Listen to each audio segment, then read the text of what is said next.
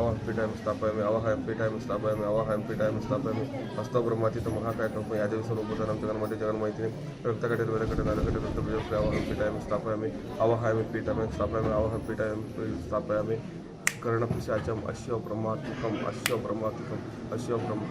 अवहं पीठं स्थापम् अवहं पीठं स्थापम् ಅಕ್ಕ ಎರಡು ಜ್ಯೂಸ್ ಮಾಡ್ಕೊಡ್ಸಿ ಸಾಕು ಕರ್ಕೊಂಡು ಹೋಗ್ರಿ ಕೈ ಕೊಡಪ್ಪ ಇದು ನಮಸ್ತೆ. ನಾವಿವತ್ತು ಇರೋಂಥದ್ದು ಸಿದ್ದಪ್ಪನ ಪಾಳ್ಯದಲ್ಲಿ. ಸೊ ಕುಣಿಗಲಿಂದಲೂ ಬರ್ಬೋದು, ಈ ಕಡೆ ತುಮಕೂರಿಂದನೂ ಬರ್ಬೋದು, ಬಸ್ ವ್ಯಾಕೆಂಟಿ ಇರುತ್ತೆ. ನಾವಿವತ್ತು ಇಲ್ಲಿ ಏನಪ್ಪ ವಿಶೇಷವಾಗಿ ಏನು ಶಕ್ತಿ, ಇಲ್ಲಿ ಸಾಕಷ್ಟು ಜನ ಬರ್ತಾ ಇರ್ತಾರೆ, ಸಾವಿರಾರು ಸಂಖ್ಯೆನಲ್ಲಿ ಬರ್ತಾ ಇರ್ತಾರೆ, ಗಮನಿಸ್ಬೋದು. ಎಲ್ಲ ಶಾಸ್ತ್ರಕ್ಕೆ ಪಟ್ಟಕ್ಕೆ ನೋಡಿ ನಿಮಗೆ ಹಿಂದೆ ಅನಿಸೋದೇ ಇದೆ ಗುಡಿ ಇರೋ ಒಳಗಡೆ ದೇವರು. ಇಲ್ಲಿ ಪ್ರಶ್ನೆ ನಡೀತಾ ಇದೆ ಈಗ ಆಲ್ರೆಡಿ ಪ್ರೆಸೆಂಟು. ಏನು ದೇವರು ಅಂತ ನೀವು ಕೇಳ್ತೀರಾ? ಮಹಾಲಕ್ಷ್ಮಿ ಸಮೇತ ಉಮಾ ಮಹೇಶ್ವರ ಹಾಗೂ ಶಿವಶನೇಶ್ವರ ಸನ್ನಿಧಿ ಇದು ಸಿದ್ದಪ್ಪನ ಪಾಳ್ಯ. ನಿಮಗೆ ಡಿಸ್ಕ್ರಿಪ್ಷನ್ಸಲ್ಲಿ ನಿಮ್ಗೆ ಅಡ್ರೆಸ್ಸು ಸುಧಾ ಹಾಕಿರ್ತೀನಿ. ಸೊ ನಂಬರ್ ಸುಧಾ ಬರ್ತಾ ಇರುತ್ತೆ. ಸೊ ಇಲ್ಲಿನ ಶಕ್ತಿ ಬಗ್ಗೆ ನಮಗಿಲ್ಲಿ ಒಬ್ಬರು ಮಾತಾಡಲಿಕ್ಕೆ ಇದ್ದಾರೆ. ಸರ್ ನಮಸ್ತೆ. ನಮಸ್ತೆ. ಏನು ನಿಮ್ಮ ಹೆಸರೇನು? ಕುಮಾರಣ್ಣ ಅಂತ. ಎಲ್ಲಿಯವರು ನೀವು ಪ್ರೆಸೆಂಟ್? ನಾವು CS ಪುರ ಹೋಬಳಿ ಮತ್ತಿಕೆರೆ ಗ್ರಾಮ. ಈಗ ನಿಮ್ಗೆ ಇಲ್ಲಿ ಎಷ್ಟು ದಿನದಿಂದ ಬರ್ತಾ ಇದ್ದೀರಾ? ನಿಮ್ಗೆ ಏನಾಗಿದೆ? ಒಂದು 3 ತಿಂಗಳಿಂದ ಬರ್ತಾ ಇದ್ದೀವಿ. ಅಮಾಸೆ ಪೂರ್ಣವಾಗಿ ನಾನು ಇವತ್ತೇನೋ ಸಣ್ಣ ಒಂದು ಒಳ್ಳೆ ಸೇವೆ ಮಾಡಿದ್ದೀನಿ. ನನಗೆ ಆರೋಗ್ಯ ಸರಿ ಇರಲಿಲ್ಲ, ಆರೋಗ್ಯನೂ ಇದನ್ನು ಚೇತರಿಸ್ಬೇಕು. ಇಲ್ಲಿ ಯಾವುದೋ ಒಂದು ಕೋರ್ಟ್ ಕೇಸ್ ಒಂದು ಇದಿತ್ತು, ಕೋರ್ಟ್ ಕೇಸು ನನ್ನ ಹಂಗಾಗಿ ನಾನು ನನ್ನ ತಾಯಿ ಸೇವೆ ಮಾಡ್ತೀನಿ. ಇಲ್ಲಿ ಈ ತಾಯಿದು ಪವಾಡ ಮಹಿಮೆ ಭಾಳ ಅದ್ಭುತ. ಅದು ಜನ ಎಲ್ಲರೂ ನಂಬಬೇಕು. ನಂಬಿದ್ರೆ ಮಾತ್ರ ಆ ತಾಯಿನ ನಾವು ಹೋಲಿಸ್ಬೇಕು ಸಾಧ್ಯ. ಈಗ ಗುರುಗಳ ಬಗ್ಗೆ ಹೇಳೋದಾಯ್ತು ಅಂತಂದರೆ ಗುರುಗಳ ಬಗ್ಗೆ ನಾವೇನು ಏನು ಹೇಳಂಗೆ ಇಲ್ಲ. ಅವರು ಎಲ್ಲಕ್ಕೂ ಯಾವುದು ಆಸೆ ಕೊಡೋದು ಜನ ಯಾಕೆ ಅಂತಂದರೆ ಇಲ್ಲಿ ಸಾಕಷ್ಟು ನಾವು ಏನೇ ಒಂದು ಯಾರೂ ಮಾಡಲ್ಲ. ಯಾರು ಆ ಸ್ವಾಮಿಗಳಾಗಲಿ ಈ ಭಕ್ತಾದಿಗಳು ಬಂದಿದ್ದಾರಾಗಲಿ ಯಾರೂ ಆಸೆ ಕೊಡಲ್ಲ. ಏನಂದರೆ ನಮ್ಮ ಕಷ್ಟಗಳು ಬಗೆಹರಿದ್ರೆ ನಮ್ಮ ತನುಮಂದ್ರೆ ಏನಾದ್ರು ಅರಿಕೆ ಮಾಡ್ಕೊಂಡ್ರೆ ಅರಿಕೆ ನಾವು ತೀರಿಸ್ಬೋದು ಬಂದು. ಈಗ ಏನು ಅರಿಕೆ ಮಾಡ್ಕೋತೀರಾ ಜನರಲ್ಲ ನಾವು? ಇಲ್ಲಿ ಇನ್ನೇನಿಲ್ಲ, ಈಗ ಗುಡಿಗೋಸ್ಕರ ಈಗ ಯಾರೋ ಒಂದು ಭಕ್ತಾದಿಗಳು ಬಂದು ನೋಡಿ ಇಷ್ಟೆಲ್ಲ ಸೀಟ್ ಅನುಕೂಲ ಮಾಡಿದ್ದಾರೆ, CC ಕ್ಯಾಮ್ರಾ ಅನುಕೂಲ ಮಾಡಿದ್ದಾರೆ, ಒಂದು ಬೋರ್ಡ್ ನೇಮ್ ಬೋರ್ಡ್ಗಳು ಮಾಡಿದ್ದಾರೆ, ಒಂದು ಅಂಗಡಿ ಕಾಣಿಕೆಗಳಾದರೂ ಮಾಡಿದ್ದಾರೆ. ಇನ್ಬಿಟ್ಟು ಇನ್ನು ಸ್ವಾಮಿಗೆ ಏನು ಬೇಕಾದರೂ ನಾವು ನಮ್ಮ ಭಕ್ತಿಯನುಸಾರವಾಗಿ ಏನಾದರೂ ಮಾಡೋದು. ಸಾಕಷ್ಟು ಜನಸಂಖ್ಯೆ ಸೇರಿಕೊಂಡಿದ್ದಾರೆ. ಏನು ಮಹಾಲಕ್ಷ್ಮಿ ಸಮೇತ ಉಮಾ ಮಹೇಶ್ವರ ಹಾಗೂ ಶಿವಶನೇಶ್ವರ ನೆಲೆ ನಿಂತ ಕ್ಷೇತ್ರ. ಇಲ್ಲಿ ಸಾಕಷ್ಟು ಜನ, ಒಂದು 2,000-3,000 ಜನ ಭಕ್ತರು ಬಂದಿದ್ದಾರೆ ಇವತ್ತು ಅಮಾವಾಸ್ಯೆ. ಸರ್, ಇದು ಹೆಂಗೆ ಬಂತು?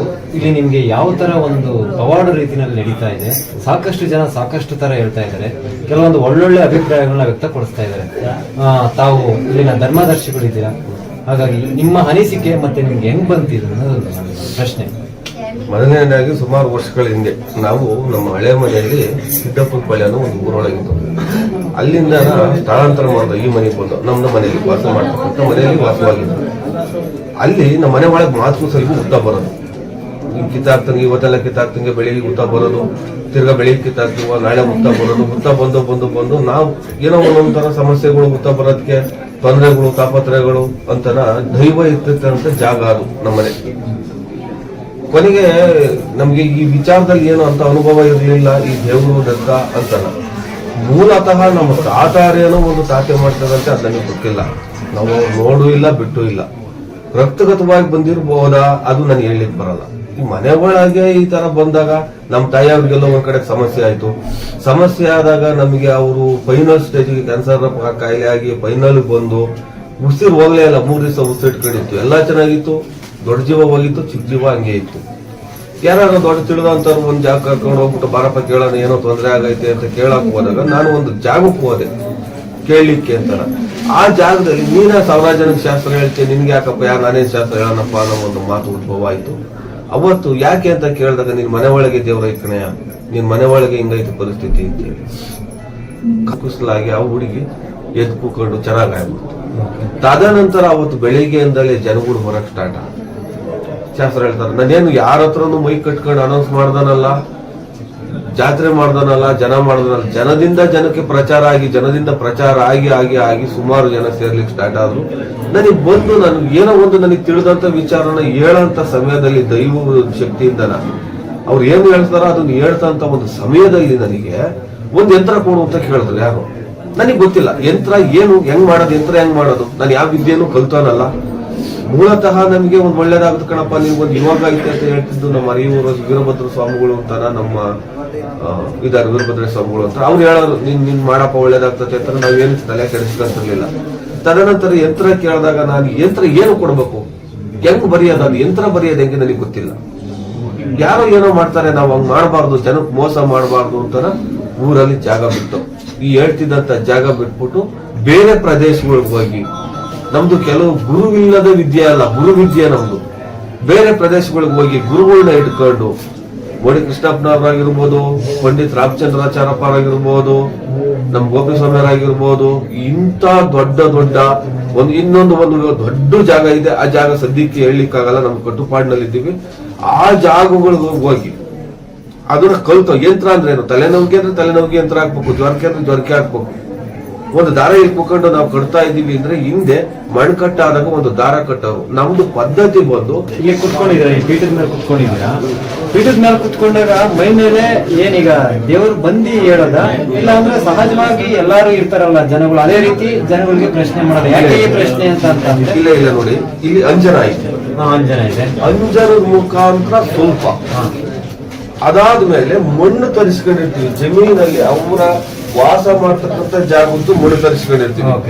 ಈ ಮಣ್ಣಿನ ಸಾತ್ವಿಕ ಗುಣ, ರಜಸ್ಸು ಗುಣ, ತಾಮಸ ಗುಣ, ದೇವಗುಣ ನೋಡ್ಕೊಂಡು ಅವ್ರು ವಾಸ ಮಾಡ್ತಕ್ಕಂಥ ಜಾಗದಲ್ಲಿ ನೆಗೆಟಿವ್ ಎನರ್ಜಿ ಐತಾ, ಪಾಸಿಟಿವ್ ಎನರ್ಜಿ ಐತಾ ಅಂತ ನೋಡ್ಕೊಂಡು ಅದ್ರ ಮೇಲೆ ಕಲ್ತಿರೋ ವಿದ್ಯೆ ಮೇಲೆ ನಾವು ಕೆಲಸ ಮಾಡ್ಕೊಳ್ತೀವಿ. 20-25% ಎಲ್ಲಾರ್ಗೂ ಸೇರಿಸ್ಕೊಂಡು ನಮ್ಮ ಮೂಲತಃ ಬಂದಿರೋದು ಕವಡೆ ಲಕ್ಷ್ಮಮ್ಮ. ನಾವ್ ಆಗ್ತಾಗ ಒಳ್ಳೇದು ಕೆಟ್ಟದ್ದು ಅಂತ ಹೇಳ್ತಾರೆ. ಇಲ್ಲಿ ನೋಡಿದ್ರೆ ಇದು ನಮ್ಮ ಜ್ಯೇಷ್ಠಾದೇವಿ ಅಂತಾರ, ಈ ತಾಯಿ ಇದು ಜ್ಯೇಷ್ಠಾದೇವಿ. ಸಂತಾನಕ್ಕೋಸ್ಕರ ಮದುವೆಗೋಸ್ಕರ ಇರ್ತಕ್ಕಂಥ ಮಹಾತಾಯಿ ಇದು. ಇಲ್ಲಿ ನಮ್ಮಲ್ಲಿ ಮದುವೆ ಆಗಿಲ್ವಾ, ಬೇರೆ ಏನಿಲ್ಲ, ಅಲ್ಲಿ ನಮ್ಮ ಶಿವಶನೇಶ್ವರ ಸ್ವಾಮಿ ಐತೆ. ಅನ್ನೊಂದು ಪ್ರದಕ್ಷಿಣೆ ಹಾಕ್ಬಿಟ್ಟು ಒಂದು ಯಂತ್ರ ಧಾರಣೆ ಮಾಡ್ತೀವಿ. ಆ ಮದುವೆಗೆ ಅಂತ ಸಂಬಂಧಪಟ್ಟಿದ್ದು ಒಂದು ಚಕ್ರ ಬರೆದ್ಬಿಟ್ಟು ಯಂತ್ರ ಧಾರಣೆ ಮಾಡ್ತೀವಿ. ಅಮ್ಮನವ್ರ ಹೆಸರಲ್ಲಿ ಆ ಯಂತ್ರ ಬರೆದಿರ್ತೀವಿ, ಚಕ್ರ ಬರೆದಿರ್ತೀವಿ. ಅದನ್ನ ಕೊಳ್ಳಿಗೆ ಧಾರಣೆ ಮಾಡ್ಕೊಂಡು ಅನ್ನೊಂದು ಪ್ರದರ್ಶಿಸ್ತಾ ಐತೆ. ಇಲ್ಲಿ ಇನ್ನು ಸಾಕಷ್ಟು ಕಡೆ ಎಲ್ಲ ಕಮರ್ಷಿಯಲ್ ಆಗಿದೆ, ನಾನು ಹೇಳಲ್ಲ, ಕಮರ್ಷಿಯಲ್ ಆಗಿದೆ. ಇಲ್ಲಿ ಈ ಕ್ಷೇತ್ರದಲ್ಲಿ ಈ ಏನು ಮಹಾಲಕ್ಷ್ಮಿ ಸಮೇತ ಉಮಾಮಹೇಶ್ವರಿ ಹಾಗೂ ಏನು ಶಿವಶನೇಶ್ವರ ಕುಂತಿದಾರಲ್ಲ, ಈ ಸ್ಥಳದಲ್ಲಿ ದುಡ್ಡನ್ನ ಎಕ್ಸ್ಪೆಕ್ಟ್ ಮಾಡ್ತಾ ಇಲ್ಲ ಅಂತ ಜನಗಳು ಹೇಳ್ತಾರೆ. ಆಚೆ ಕಡೆ ಸಾಕಷ್ಟು ಜನ ನಿಂತಿದ್ದಾರೆ, ಸಾವಿರಾರು ಸಂಖ್ಯೆಯಲ್ಲಿ ಸರದಿ ಸಾರಲ್ಲಿ ನಿಂತಿದ್ದಾರೆ. ಸೊ ಈಗ ಫೈನಲ್ ಈಗ ಇವತ್ತಿನ ಕಲಿಯುಗದಲ್ಲಿ ಇಲ್ಲಿ ನೀವು ಒಂಥರ ಇಲ್ಲಿ ದೈವ ತರ ಯಾವ್ದು ಬಂದ್ರು ಅಮ್ಮ ಇದ್ದಾಳೆ, ಒಂದು ಹೂನಾರ ಮತ್ತೆ ಮಡ್ಲಕ್ಕಿ ತಂದು ಕೊಟ್ಬಿಡಿ ಅಷ್ಟೇ ಹೇಳ್ತಾರೆ ಗುರುಗಳು. ಏನು ಅಷ್ಟು ಇಷ್ಟು ಅಂತ ಇಲ್ಲ, ಎಕ್ಸ್ಪೆಕ್ಟೇಷನ್ಸ್ ಇಲ್ಲ. ಇಲ್ಲಿ ನಮಗೆ ತುಂಬಾ ಒಳ್ಳೇದಾಗ್ತಾ ಇದೆ. ದುಡಿಬೇಕು ಅಂತ ದೇವಸ್ಥಾನ ಕಟ್ಕೊಂಡಿರೋನಲ್ಲ ನಾನಿಲ್ಲಿ. ದೈವ ದತ್ತವಾಗಿ ಮೂಲತಃ ದೇವರಿದ್ದಂತ ಜಾಗದಲ್ಲಿ ಪರಮಾತ್ಮ ಪೂಜೆನ ನನ್ನಿಂದಲೇ ತಾಂಗಬೇಕು ಅಂತ ಸಂಕಲ್ಪ ಆಗಿರೋದದು. ಇಲ್ಲಿ ನನ್ನ ಪೂಜಾರಿ ಅಷ್ಟೇ, ಬಂದಂತ ಭಕ್ತಾದಿಗಳಿಗೆ ನಾನೊಬ್ಬ ದಳ್ಳಾಳಿ. ಭಕ್ತರು ಒಳಗಡೆ ಹೋಗಿ ಗರ್ಭಗುಡಿಲಿ ಹೇಳಕ್ಕಾಗಲ್ಲ ಅಂತ ಹೇಳ್ಬಿಟ್ಟು ಬಂದು ನನ್ನ ಹತ್ರ ಹೇಳ್ತಾರೆ. ಆ ಹೇಳಿರೋದನ್ನ ತಾಂಡೋಗಿ ದೇವ್ರ ಹೇಳ ಅಂತ ನಾನು ಆರ್ಡಿನರಿ ದಳ್ಳಾಳಿ ಅಷ್ಟೇ. ಇಲ್ಲಿ ನಂದು ಯಾವುದೂ ಏನೂ ಇಲ್ಲ. ಕೆಲಸ ಮಾಡ್ಕೊಡ್ತಾ ಇರೋನು ಪರಮಾತ್ಮ. ನೀವು ಕಮರ್ಷಿಯಲ್ ಹಣ ತಗೊಳ್ಳುವಂತೆ ಅಂತ ಒಂದು ಮಾತು ಹೇಳಿರಿ ಸರ್. ಸರ್ವಸಂಗ ಪರಿತ್ಯಾಗಿ ಆದವನಿಗೆ ಹಣ ಏನಕ್ಕೆ ಬೇಕಣ?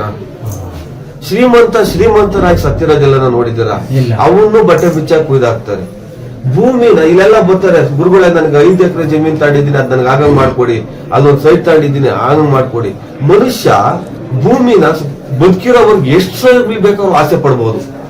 ಸಾಯೋವರೆಗೂ ನನಗೆ 10 ಎಕರೆ ಬೇಕು, 15 ಎಕರೆ ಬೇಕು, 50 ಎಕರೆ ಬೇಕು ಅಂತ ಆಸೆ ಪಡ್ಬೋದು. ಮನುಷ್ಯನ ಸ್ವಾರ್ಥ ಗುಣ ಆಸೆ ಪಡೋದು. ಆದ್ರೆ ಭೂಮಿ ಒಂದೇ ಒಂದ್ಸಲಿ ಮನುಷ್ಯನ ಆಸೆ ಪಡುತ್ತೆ, ನೀನ್ ನನಗ್ ಬೇಕು ಅಂತ.